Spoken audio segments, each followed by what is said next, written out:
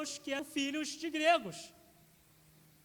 E esses filhos de gregos eram chamados helênicos, que vinham com uma percepção, uma ideia do mundo de fora, que não era a caixinha de Jerusalém.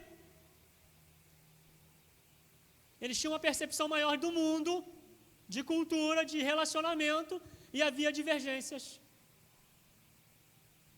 E ali começa a ter a necessidade da teologia da igreja, em que o apóstolo Paulo é o grande precursor e construtor da teologia que temos até hoje, que vai pelo mundo, e ele não abre mão de algumas coisas que a gente vai chegar no finalzinho da nossa conversa, que é a questão do pecado. Então a igreja, ela vai ao mundo, o mundo judeu, e diz: Jesus é o Messias. E a prova que se dá é dos seus sinais e a sua ressurreição. E aqueles judeus acreditaram. Mas quando sai dos arraiais da Palestina, da Judéia, e atravessa a Macedônia, você tem problemas de falar de ressurreição, porque na cabeça do grego e do romano, essas coisas não cabem.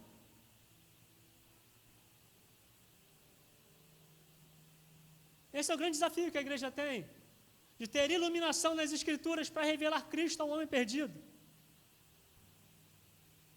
O grande problema que nós vivemos no nosso país hoje, no mundo, é que talvez a gente queira vencer as pessoas por esse assunto que vamos chegar mais tarde, a respeito dessa guerra de gênero, com imposições políticas, com disputas. Uma coisa que a pós-modernidade trouxe, que jogou a modernidade para trás, é que na modernidade as pessoas provavam as coisas pela experiência, provas. Pós-modernidade é no sentimento. Na modernidade, no passado, se queria provar alguma coisa, se reunia, experimentava e davam provas cabíveis. Hoje é diferente. Hoje se aprova porque os grupos vão se formando, eles vão se impondo e vão colocando as suas verdades. Hoje tudo é relativo. Não há uma verdade absoluta. Cada um tem a sua verdade. Esse é o grande desafio que nós temos como igreja local, no âmbito de município, estado e nacional ou internacional, de alcançar famílias, impactar famílias, levá-las até Cristo. Então nós temos hoje alguns problemas. Ao longo da história da evangelização, até o 3º século, a igreja ela era formada de pessoas não muito bem vistas pela sociedade. Os primeiros cristãos, eles eram judeus, depois grande parte eram escravos. Se diz que mais da metade ou quase a totalidade dos escravos em Roma eram cristãos. A parte dos militares de baixa patente eram cristãos. Poucas pessoas em Roma não aderiam à fé em Cristo. Depois que a igreja ela é legalizada, entre aspas, por Constantino, ela toma um vulto e agora ela passa a impor, de alguma maneira, a conversão. Então não havia mais a pregação que convence, mas a imposição que te mata. Tipo um Islã, tipo um Talibã. E por séculos a igreja viveu nessa pegada. Até que chegamos à reforma, os pré-reformadores, e a reforma protestante, com os pré-reformadores, trouxe uma iluminação de voltar à Sagrada Escritura, e ver o homem por completo, não como objeto. Aí tivemos essa jornada e chegamos ao tempo que estamos agora. Como a igreja vai impactar a família pós-moderna? Se tudo é relativo, se cada um tem a sua verdade, se é uma pluralidade de igrejas. Porque na igreja pré-moderna, tempo pré-moderno e moderna, a igreja, seja ela qual for a denominação, ainda que seja romana ou protestante, há um pilar que não muda. Jesus Cristo é o Salvador, a doutrina do pecado, da salvação, essas coisas estavam ali. Só que hoje, quando falo hoje, de 50 anos, 60 anos, 70 anos atrás, começou a se desconstruir essa ideia. Então nós tivemos aí, pastor Carlos, se eu estiver confuso, o senhor pode me corrigir. Tivemos a teologia liberal, que vai, olha, é relativo, questão de inferno, é símbolo, é aqui, outro teólogo dá uma explicação ali, então relativizou. Teologia liberal chegou também com a que a gente conhece aí, na teologia da Igreja Católica, né, do Boff, né, de tratar apenas da questão social, ferrenha, que nós temos visto aí, movimentos no Brasil. E a teologia liberal fez uma divisão, enquanto a igreja, numa modernidade, né, antes da modernidade, era a igreja que pregava a salvação para a família em um todo, em que o homem é todo, alma, corpo, espírito, ou espírito e alma, segundo a dicotomia ou tricotomia daqueles que entendiam.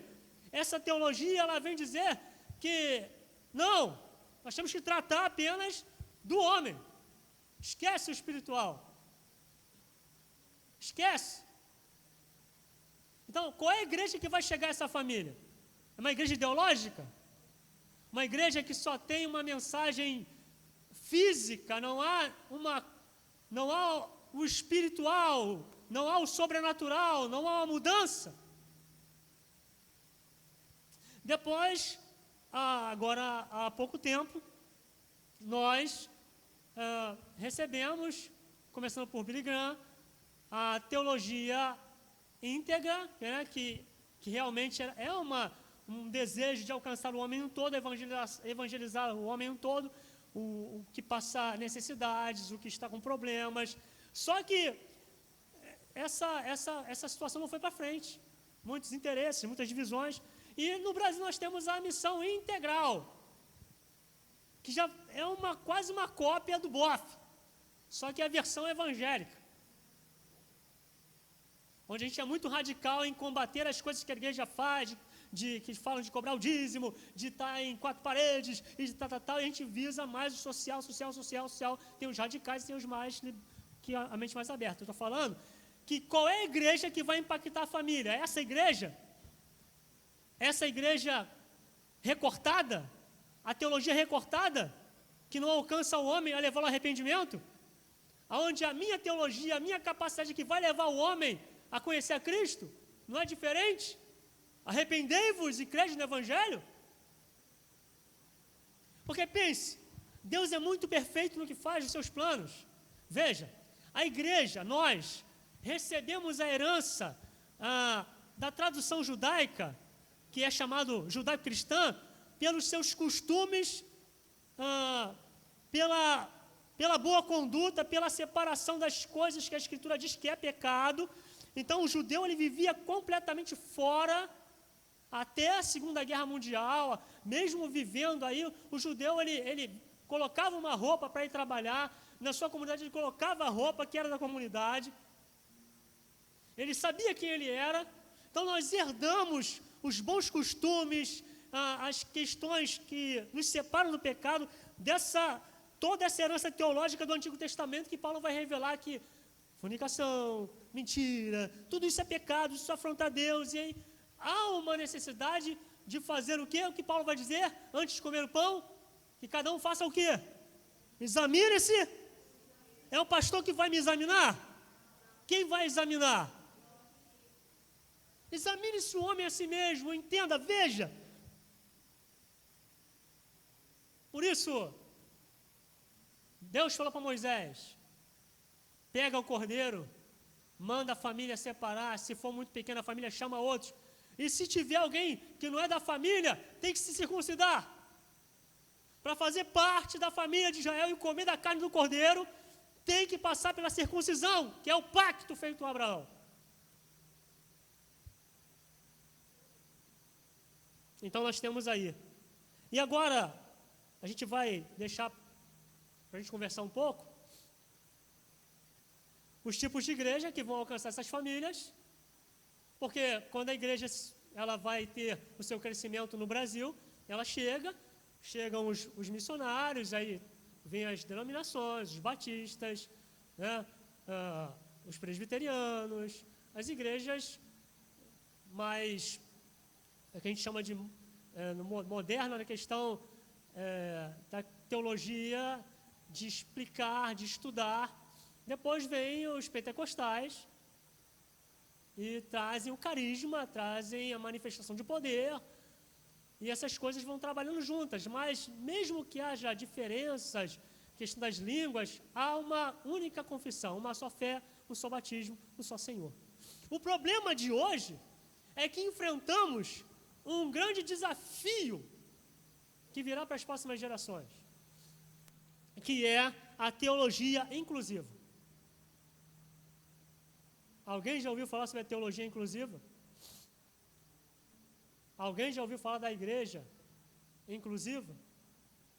Da Bíblia que está sendo vendida inclusiva?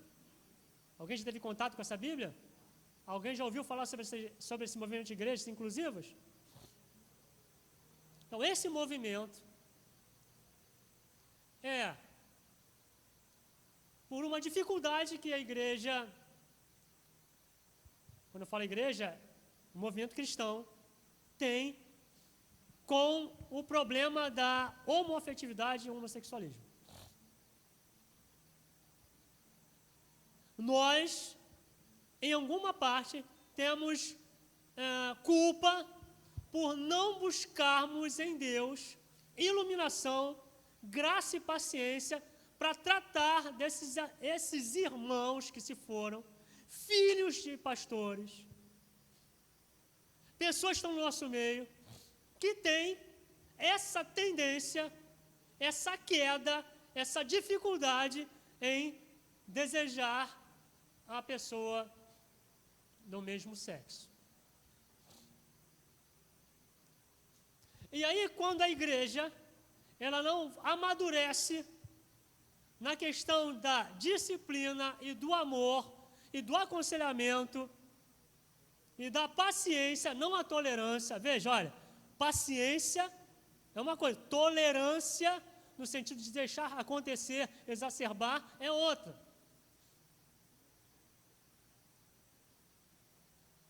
Esse é o grande desafio da igreja de impactar as famílias, porque a teologia inclusiva está dizendo, e a teologia inclusiva está repaginando as escrituras, ela está indo na linguística, ela está buscando, entre aspas, né, pastor Carlos, as línguas originais, está buscando a crítica textual para dizer que os textos que defendemos, que os apóstolos usaram, não é exatamente essa exegese que nós estamos...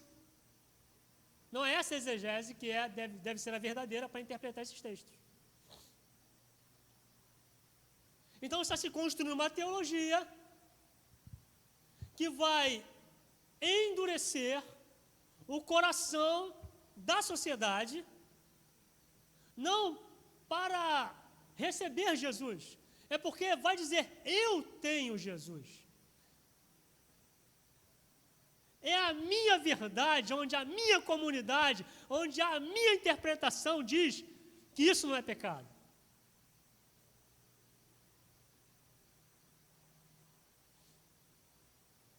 Aonde você pode, de repente, ter um filho, um parente,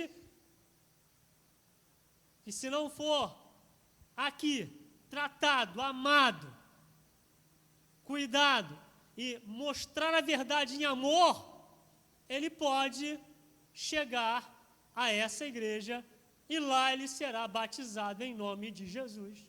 E lá ele vai prestar um culto e vai ter uma equipe de louvor ele vai sair para evangelizar na Lapa, e ele vai pregar para os prostitutas, para o travesti, para qualquer pessoa, e ele vai dizer, Jesus pode te salvar.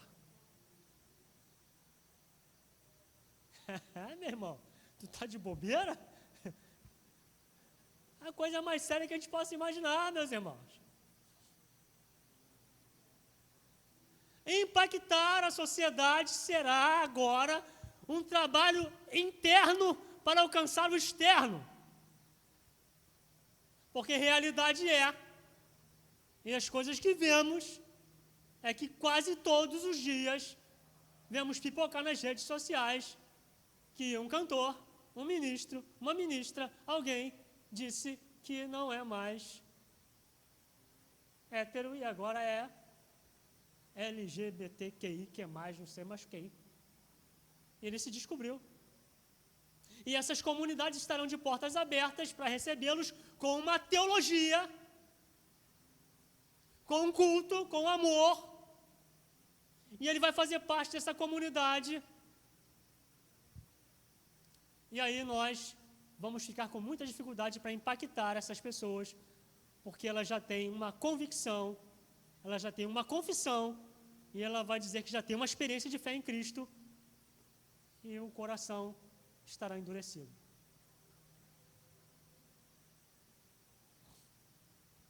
Será o grande desafio que nós temos. Nosso pastor terá um grande desafio. Os pastores que virão terão um grande desafio.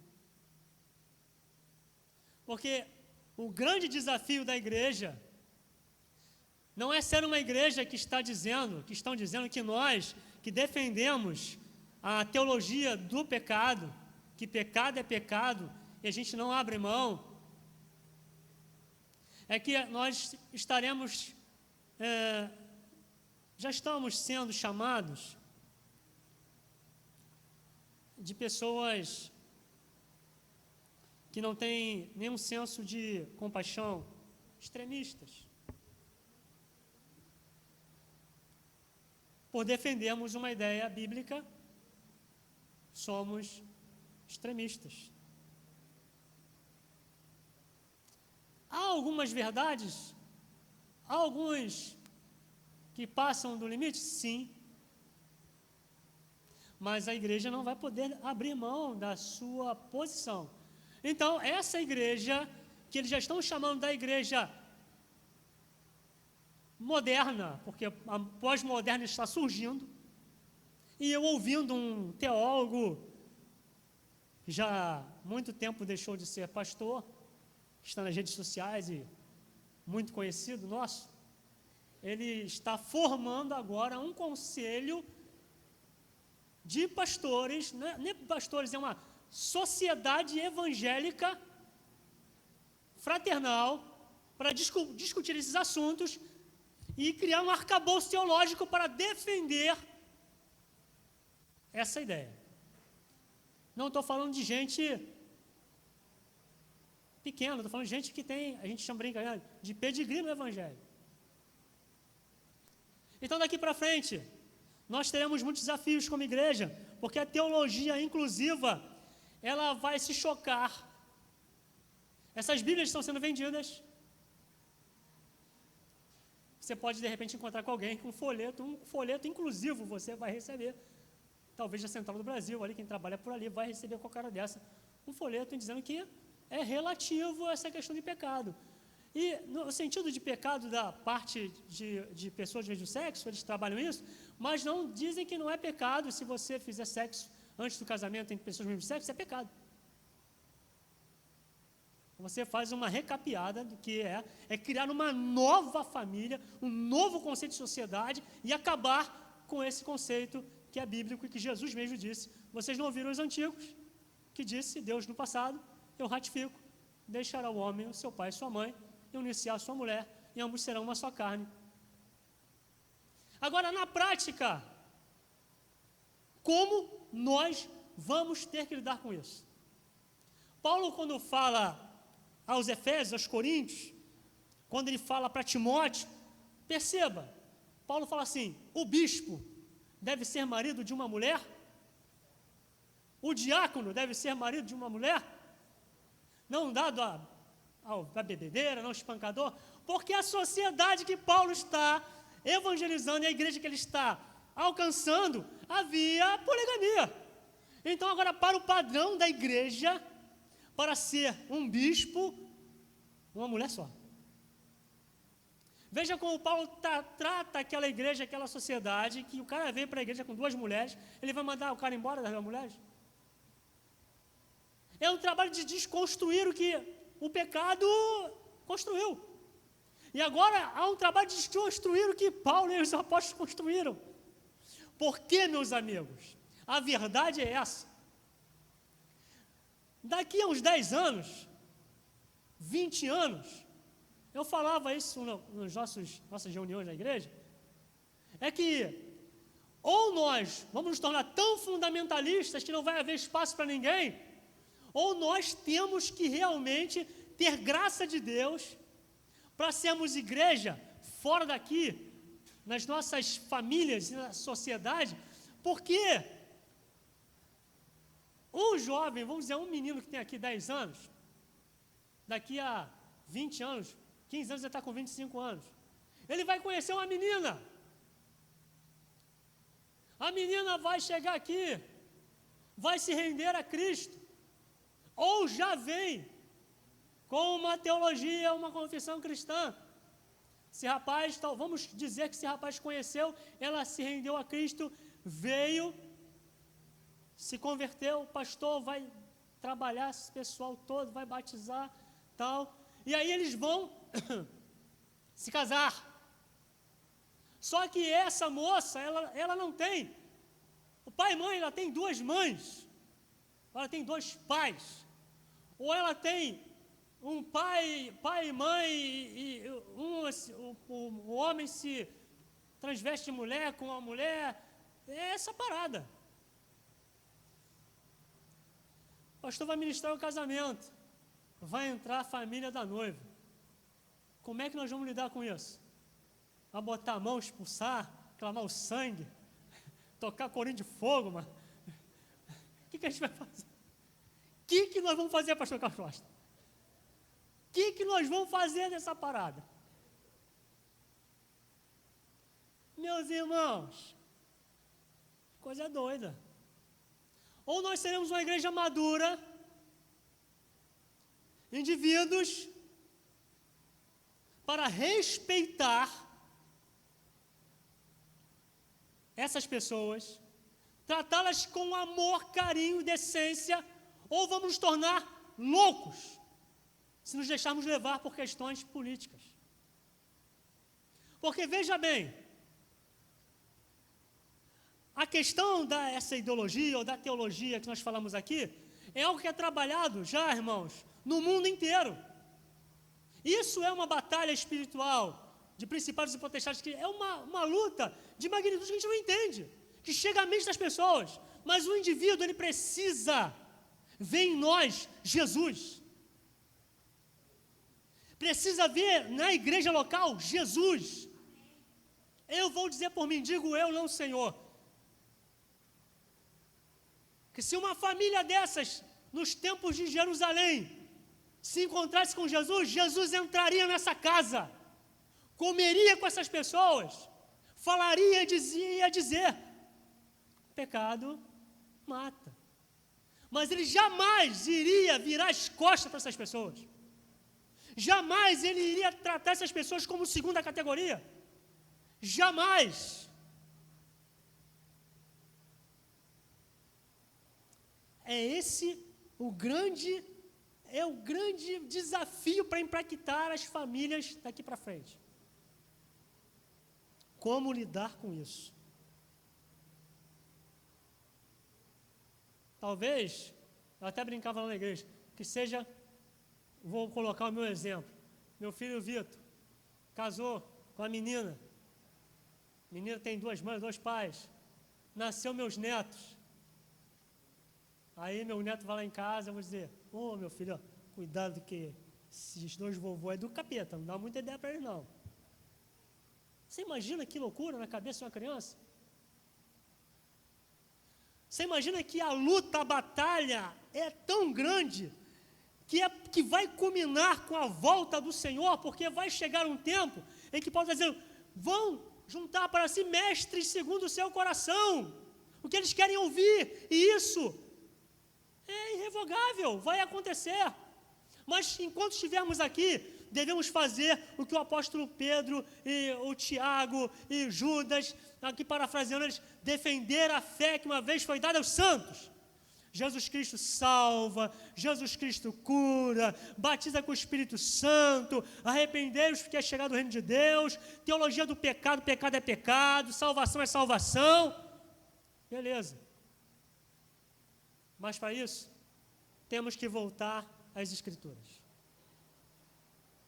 Essas pessoas não serão levadas a Cristo por movimentos emocionais. Elas serão levadas a Cristo pelo impacto da mensagem do Evangelho.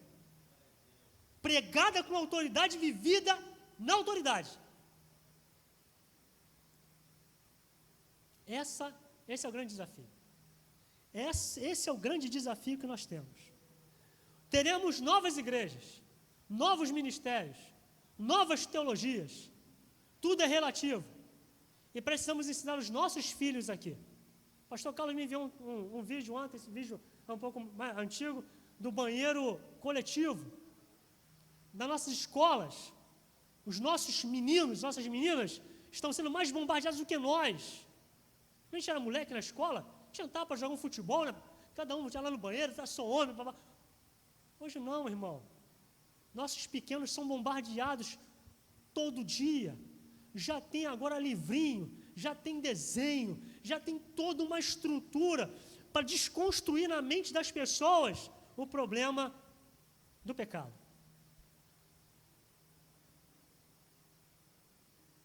O pecado em todas as áreas. Jesus vai dizer, e aqui eu vou encerrando a nossa conversa, em Mateus 10, quando ele vai dar a ordem aos discípulos, ele vai dando as diretrizes, ele vai dizer assim, ó, não cuidem que eu vim trazer, Mateus 10, 34, 37, não cuidem que eu vim trazer paz sobre a terra, eu vim trazer espada. É claro que teologicamente é uma confissão, primeiramente da sociedade judaica, que se você confessar que Yeshua, Mashiach, Nazareno, Galileu, é o Mashiach, o Messias, você é louco. Então você pode perder o status que você tem, você pode perder benefícios como os hebreus, né? A carta aos hebreus sugestiona os irmãos a não largarem a fé. Mas quando a gente começa a trazer esse texto para o nosso tempo, Jesus vai dizer assim, vai haver divergência entre pai e mãe, nora, sogra, tal, pelo posicionamento. Essa espada, no sentido de confusão, não somos nós que devemos provocar a luta. Nós nos posicionando, traremos a confusão em que aquele que nos vê vai dizer, ele realmente crê no que fala, vive o que fala, sente o que fala. Temos que estar preparados para isso.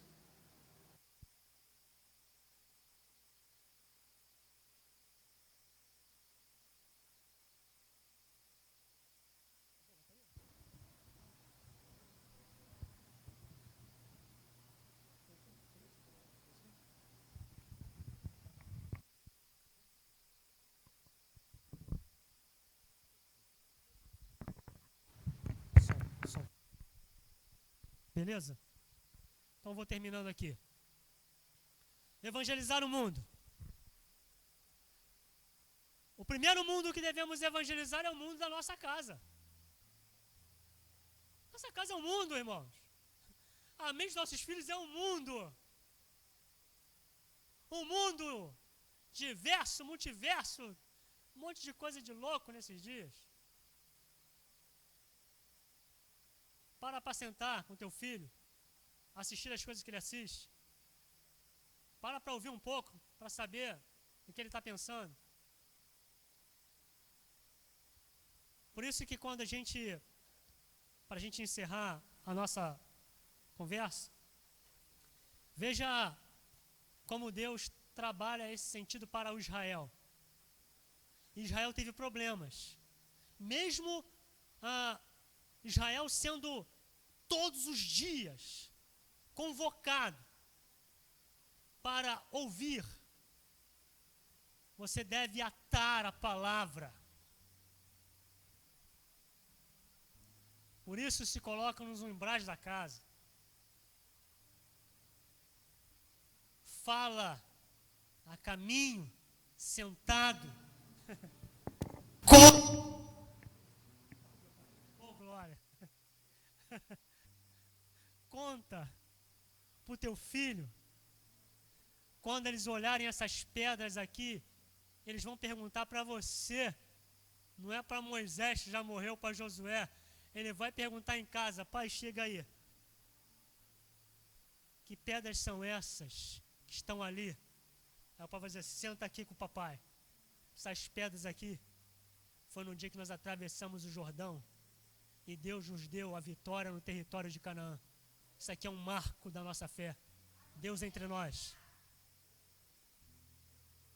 Quando você tiver com problemas diversos dessas dificuldades da família, chama o teu filho para oração e ore com ele. E faz da tua vida um marco para ele. Isso se você tiver um marco para mostrar para ele. Se não tiver, já era. Se não tiver, já era. Eu vejo lá em casa, irmão. Lá em casa tem um cara tendendo a ser vascaíno.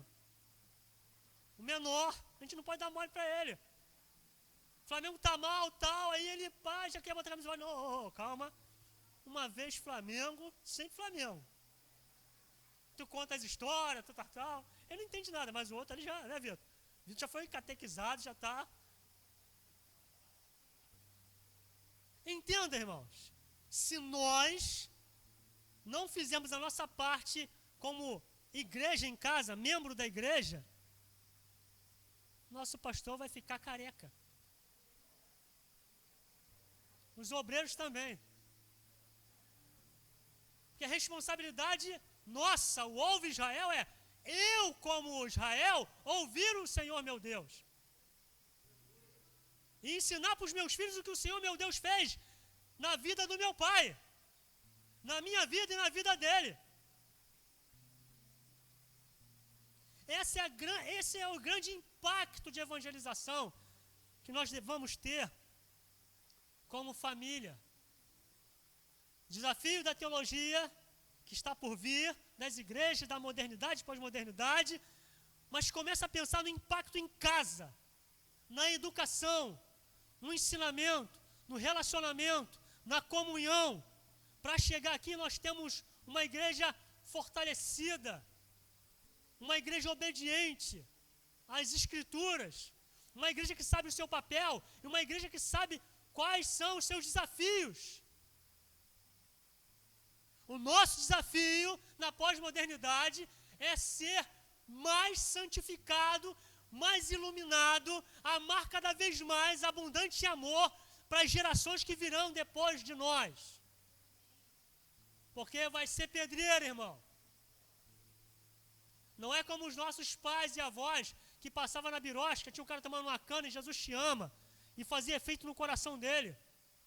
Está sendo trabalhado para endurecer esse Jesus te ama, e você vai ter que dar provas que esse Jesus da teologia que mostra que pecado é pecado, que santificação é santificação, que separação do mundo é, do Jesus que apresentaram ele em outra igreja.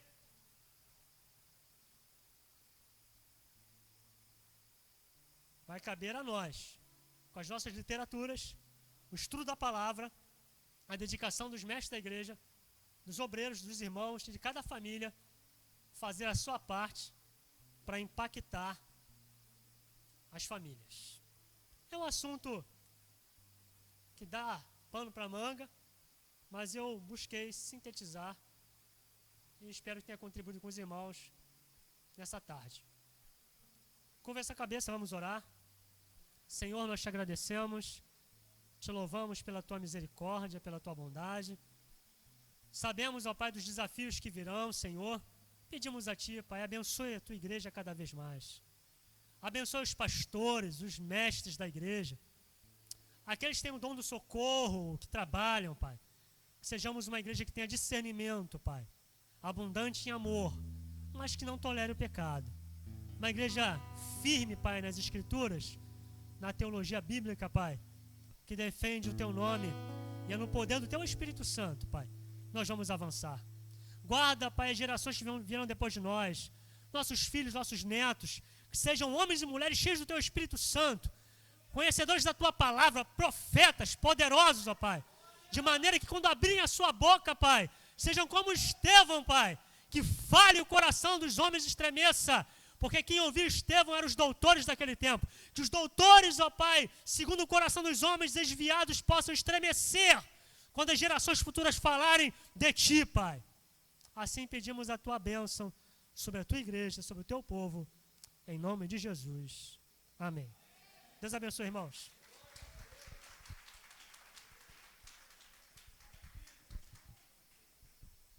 Amém. Agora a gente vai ter um intervalo. Vou só reforçar os avisos para os irmãos que chegaram. Lembrando, né, está até bem divulgado perante a igreja que o uso de máscara é obrigatório para a gente manter, principalmente que vem gente de fora. Lembrando que não temos atividades para crianças hoje, irmãos. Se por um acaso alguém trouxer, tem uma salinha lá embaixo disponível para amamentar, para fazer alguma assistência. Esse papel das perguntas, a gente tem passado entregando. Quem fez a sua pergunta pode estar colocando na caixinha aqui na frente, tá bom?